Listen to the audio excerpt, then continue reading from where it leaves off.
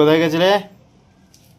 আমি যেখানেই বা যাই, হ্যাঁ, আমি যেখানেই যাই, ঘরে এসো। আমার ইচ্ছে আমি গেছি। আমি এসো, যেখানেই চলে এসো, চলে এসো, এসো। আর খেতে হবে না। যাই, ঘরে ঢুকো, ঘরে ঢুকো।